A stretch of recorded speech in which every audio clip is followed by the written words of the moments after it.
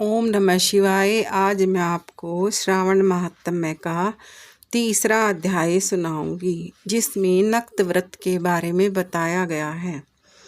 कर्पूर गौरम करुणावतारम संसार सारम भुजगेंद्र हारम सदा वसंतम हृदयारविंदे भवम भवानी सहितम नमामि। भवम भवानी सहितम नमामि। संत कुमार भगवान शंकर से बोले, आपने व्रत समुदाय का उद्देश्य बताया, परंतु मेरी जिज्ञासा शांत नहीं हुई है। आप विस्तार पूर्वक इन व्रतों को बताने की कृपा करें। आप खोल कर मुझे समझाएं, जिसे सुनकर मैं कृतकृत्य हो जाऊं। संत कुमार की प्रार्थना पर भगवान महादेव बोले, जो भक्त श्रावण मास को नक्त व्रत पर व्यतीत करता है, वह संपूर्ण वर्ष इस नक्त व्रत का फल भोगता रहता है।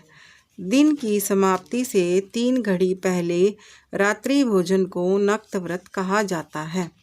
नक्त व्रत भोजन में सूर्यास्त से 3 घंटे पहले के समय को छोड़कर शेष समय लिया जाता है। सूर्यास्त से पहले के 3 घंटों को संध्या काल कहा जाता है। संध्या काल में आहार, मैथुन, निद्रा तथा स्वाध्याय करना वर्जित है। अब मैं तुम्हें गृहस्थ एवं सन्यासी के भेद से नक्त भोजन की 2 प्रकार की व्यवस्था बताता हूँ। ध्यान पूर्वक सुनो। जब सूर्य देव के मंद होने पर अपने शरीर की छाया दुगनी हो जाए, उस समय को सन्यासी के लिए नक्त भोजन व्रत कहा है। शास्त्रों में गृहस्थ के लिए नक्षत्र के उदय होने पर रात्रि भोजन करने को नक्त भोजन व्रत कहा है। शास्त्रों में सन्यासियों के लिए रात्रि काल में भोजन निषिद्ध हो जाने से दिन के अष्टम भाग में भोजन करना बताया है। गृहस्थी को विधि द्वारा रात्रि में नक्त व्रत का भोजन करना चाहिए। सन्यासी, विधवा तथा विधुर को सूर्यास्त से पहले ही भोजन करने का विधान है। पुत्रवान, आश्रयहीन तथा स्त्री विहीन पुत्रवान विधुर को रात्रि में भोजन करना निषिद्ध है। श्रावण मास में नक्त व्रत करने वाले प्राणी उत्तम गति को प्राप्त होते हैं। श्रावण मास के प्रारंभ होने पर प्रतिपदा तिथि में प्रातःकाल मनुष्य यह प्रतिज्ञा करे कि मैं पूरे श्रावण मास में ब्रह्मचर्य का पालन करूँगा तथा प्रतिदिन प्रातः स्नान करूँगा। नक्त व्रत, रात्रि शयन तथा अन्य प्राणियों पर दया भाव रखूँगा। वह यह भी संकल्प करे कि यदि मैं इस व्रत के प्रारंभ होने के बाद और इस व्रत के समाप्ति से पूर्व मर जाऊं, तो हे भगवान, उस स्थिति में आपके प्रसाद से मेरा व्रत परिपूर्ण हो जाए। नक्त व्रत करता हुआ प्राणी मुझे अति प्रिय हो जाता है। ब्राह्मण द्वारा या स्वयं रुद्र का 1 मास तक जो अभिषेक करता है, उस पर मेरी सदैव कृपा दृष्टि रहती है, क्योंकि मुझे जलधारा अति प्रिय है। श्रावण मास में जो प्राणी अधिक स्वादिष्ट भोजन या उपयोगी वस्तु ब्राह्मण को देता है, वह मुझे बहुत प्रिय है। हे संत कुमार, अब मुझ में उत्तम लक्ष्य पूजा विधि को ध्यान पूर्वक सुनो। लक्ष्मी की इच्छा प्राप्ति वाला मनुष्य बिल्व पत्रों से, शांति की कामना करने वाला मनुष्य दुर्वाओं से तथा आयु की इच्छा वाला मनुष्य चंपा के फूलों से भगवान श्री हरि की पूजा अर्चना करे। विद्या की इच्छा रखने वाला व्यक्ति मल्लिका तथा चमेली के फूलों से पूजा अर्चना करे। तुलसी दल से भगवान श्री हरि और मैं स्वयं प्रसन्न होते हैं। पुत्र की कामना रखने वाला व्यक्ति कटेरी के फूलों से पूजा कर अर्चना करे। जिसे बुरे बुरे स्वप्न दिखाई देते हों, वह उनके नाश के लिए उत्तम धान्य से पूजा अर्चना करे। देव के सम्मुख रंग बल्ली, पद्म, स्वास्तिक और चक्र आदि बनाकर भगवान विभु की पूजा अर्चना करे। संपूर्ण कामनाओं की पूर्ति के लिए सब पुष्पों से मनुष्य को पूजा अर्चना करनी चाहिए। लक्ष्मी पूजा करने से मैं सदा प्रसन्न रहता हूँ। अंत में उद्यापन करना चाहिए। उद्यापन के लिए मंडप बनवाकर उसके तीसरे भाग में वेदी बनानी चाहिए।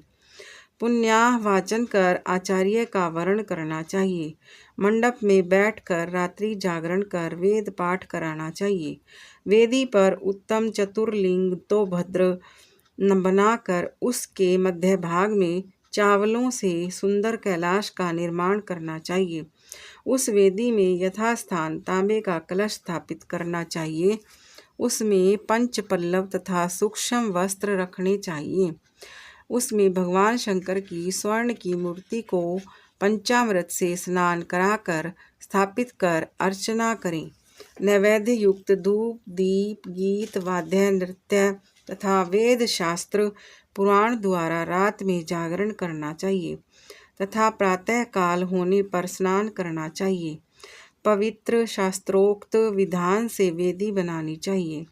तिल, घी, पायस, मूल मंत्र, गायत्री, शिव सहस्त्रनाम से हवन करना चाहिए। जिस मंत्र से पूजन किया है उसी मंत्र से हवन करना चाहिए। खांड, घी, चावल से हवन करना चाहिए। हवन समाप्ति पर पूर्णाहुति देनी चाहिए। प्रातः वस्त्र, अलंकार, आभूषण से आचार्य का अर्चन करना चाहिए। ब्राह्मणों का पूजन कर उन्हें दक्षिणा देनी चाहिए। जिन मंत्रों से भगवान शिव की लक्ष्य पूजा की है उन चीज़ों को दान करना होता है। स्वर्ण निर्मित भगवान शंकर की मूर्ति का अर्चन करें। यदि 1 महीने तक दीपक जलाया हो तो उसको दान में देना चाहिए। संपूर्ण इच्छाओं की सिद्धि उसका पारण करना चाहिए।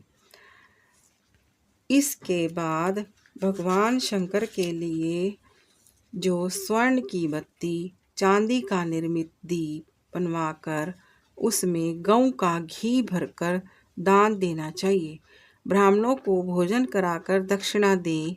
इस प्रकार जो मेरी अर्चना करता है मैं उस पर सदैव प्रसन्न रहता हूँ।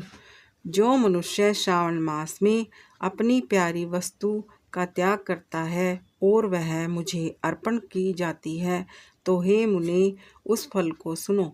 इस लोक में तथा परलोक में वह वस्तु लाख गुना होकर मिलती है। निष्काम भाव से त्यागने पर उत्तम गति की प्राप्ति होती है।